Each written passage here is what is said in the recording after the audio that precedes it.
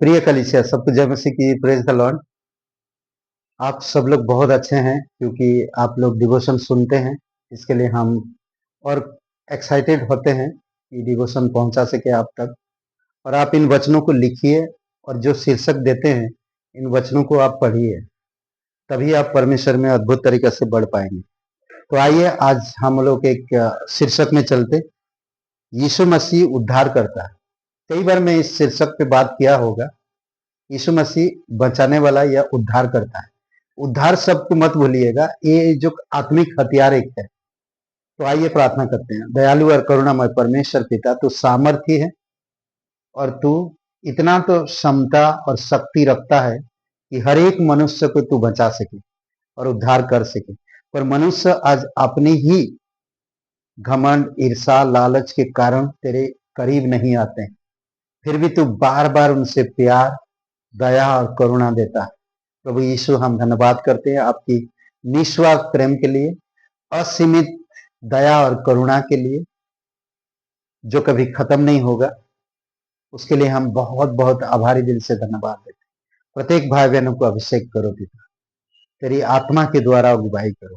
यीशु मसीह के नाम से मांगते हैं, आमीन। ओके। उसका आना और उसका उद्देश्य, पहला तीमुथियुस का पहला अध्याय और वचन 15 को अगर हम देखते हैं, उसका आना और उसका उद्देश्य। आज आप प्रभु के पास आते हैं तो आपका उद्देश्य क्या है, आपको समझना होगा और जानना होगा। क्यों आप यीशु मसीह के पास आते हैं, क्यों कलीसिया आप आते हैं, क्यों आज परमेश्वर से आप प्यार करते हैं। ओके, पहला तीमुथियुस पहला अध्याय वचन 15 को पढ़ते हैं हम लोग। देखते हैं प्रभु यीशु मसीह क्या कहता है इसमें। देखिए 15 वचन में कहता है, यह बात सच और हर प्रकार में मानने के योग्य है कि मसीह यीशु पापियों का उद्धार करने के लिए जगत में आया, जिसमें सबसे बड़ा मैं हूं। पौलुस जब तीमुथियुस को लिख रहा, तीमुथियुस को बता रहा ये बात कि यीशु मसीह का एक ही मकसद था इस धरती पर आने का, कि पापियों का उद्धार कर सके। और आप देखेंगे यीशु जब व्यवहारिक तौर पे लोगों से मुलाकात करता था तो किस तरह से लोगों से बातें करता था और लोग उसकी वचन से प्रभावित होते थे और हर प्रकार की तकलीफ, परेशानी, समस्याएं समाधान भी करता था। कैसे? क्योंकि वो परमेश्वर की इच्छा पर था और परमेश्वर ने जिस इच्छा के लिए भेजा था उसके माइंड में वो हमेशा रहता था कि पिता के कार्य को मैं पूरा करूं, पिता के उद्देश्य को मैं पूरा करूं, पिता जिस काम के लिए भेजा है उस काम को मैं पूरा करूं। देखेंगे कोई भी उसने अचानक चमत्कार नहीं किया। कोई भी जगह पे उसने पिता से पूछा, पिता से प्रार्थना किया और परमेश्वर उसकी प्रार्थना सुना। 5,000 लोगों को खिलाना, सोचिए। बहुत सारे ऐसे जगहों पर लोगों को सिर्फ वचन सुनाया, बताया, लोगों से वार्तालाप किया और उनकी बीमारी चली गई। शैतान से बातें किया, दुष्ट आत्माओं से बातें किया और वो चले गए। कोई ताकत नहीं लगाया, कोई दर्शाया नहीं, कोई दिखाया नहीं। उसका एक ही मकसद था कि पापियों का उद्धार करे। और पौलुस कहता है कि उसमें से सबसे बड़ा पापी मैं हूं। दूसरी बात अगर हम देखें, पहला पत्रस का 3:18, उसकी मृत्यु और उसका विषय। सबसे पहली बात हम देखा, उसका आना और उसका उद्देश्य क्या था। उसके आने का मकसद एक ही था कि पापियों का उद्धार करे। आज हर एक विश्वासी का यही मकसद होना चाहिए। मैं कलीसिया में आता परमेश्वर की महिमा करने के लिए। मैं सबसे पहले कलीसिया में बढ़ूं, मैं एक शिष्यता की तरह बढ़ूं और मैं आत्माओं को जीत पाऊं। ये मकसद होनी चाहिए हर एक विश्वासियों का। दूसरी बात, उसकी मृत्यु और उसका विषय। पहला पत्रस का 3 अध्याय वचन 18।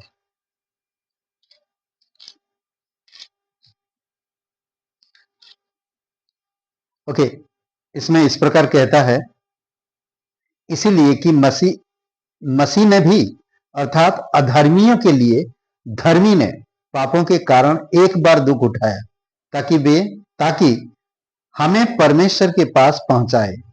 वह शरीर के भाव से तो घाव किया गया, पर आत्मा के भाव से जिलाया गया। आज हो सकता आप और मैं बहुत कठिन परिस्थितियों से गुजर रहे हैं ना, उसकी मृत्यु, सोचिए इसका दर्द, उसकी तकलीफ, और उसका क्या विषय बना, उसकी मृत्यु, उसका जी उठना। आज आप और मेरे लिए फायदा हुआ। आज जो मसीह लोग, आज जो विश्वास करने वाले लोग ना, वचन ना शरीर की भाव से तो वो घात किया गया, परंतु आत्मा के भाव से क्या हुआ, जिलाया गया। आपका भी शरीर को तो लोग चोट पहुंचा सकते हैं, परेशानी चारों तरफ से ला सकते हैं, घटी कमियां दिखा सकते हैं, पर आत्मा को नहीं। इसलिए आत्मिक परिस्थिति में हमेशा रहो, उसकी जीवन और उसकी सामर्थ्य। ओके, रोमियो का 5 और वचन 10। खोलिए रोमियो का किताब 5 का और वचन 10 पढ़ते हैं हम लोग। 5 अध्याय और वचन 10, उसका जीवन और उसका सामर्थ।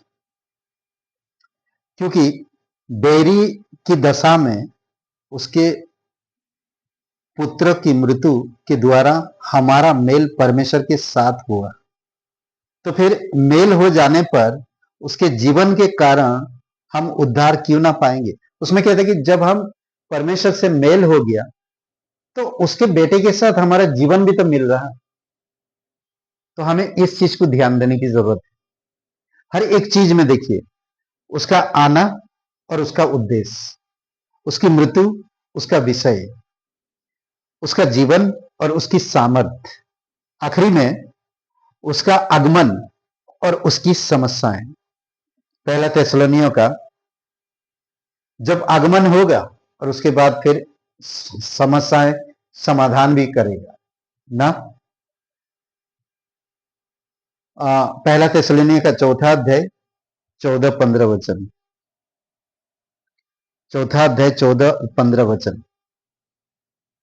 ओके, इस प्रकार कहता है, क्योंकि यदि हम विश्वास करते हैं कि यीशु मरा और जी भी उठा, तो वैसा ही परमेश्वर उन्हें भी जो प्रभु यीशु मसीह में सो गई हैं उसी के साथ ले आएगा। क्योंकि हम प्रभु के वचन के अनुसार तुमसे यह कहते हैं कि हम जो जीवित हैं और प्रभु के आने तक बचे रहेंगे, सोए हुओं से कभी आगे ना बढ़ेंगे। क्या कह रहा, आज हम मर जाएंगे, सो गए, कब्र में है, मरने के बाद क्या होगा क्या मालूम। समस्याएं बहुत सारी चीजें हैं ना, जब वो आएगा हर एक समस्याओं का समाधान ना। सबसे पहले जो सो गए वो लोग पहले उठेंगे जब यीशु आएगा।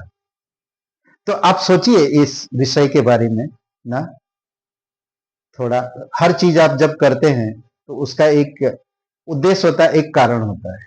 उसी प्रकार आप यीशु मसीह का भी है, उसका आगमन, सोए हुए उठेंगे, बाकी जो हम जिंदा है बादलों पर मिलेंगे। अद्भुत है, खुशी की बात। आइए प्रार्थना करते हैं। पवित्र महान सर्वशक्तिमान परमेश्वर पिता, हम धन्यवाद देते हैं। तू राजाओं का राजा, तू प्रभुओं का प्रभु, सामर्थी, दयालु और करुणामय परमेश्वर। धन्यवाद, आप हमें उद्धार दिया, इस चीज को हम कभी ना भूले। इसलिए प्रभु हम धन्यवाद देते हैं। प्रत्येक भाई बहन को अभिषेक करो, जो लोग डिवोशन सुनते हैं आप उनको ब्लेसिंग करो पिता, और अगुवाई करो। धन्यवाद देते हैं, यीशु मसीह के नाम से मांगते हैं, आमीन। ब्रदर एंड सिस्टर, सबको जय मसीह की। लाइक करिए, कमेंट करिए। हमारी चैनल थोड़ा अभी पता नहीं कॉपीराइट हो रहा है, इसी वजह से सब्सक्राइब बढ़ नहीं रहे, थोड़ा सा बाकी है 1000 कंप्लीट होने में। 1000 कंप्लीट होने में बहुत सारे सुविधाएं मिल सकता है। तो आपसे रिक्वेस्ट है, कमेंट करिए और सब्सक्राइब करिए, शेयर करिए। बहुत बहुत धन्यवाद।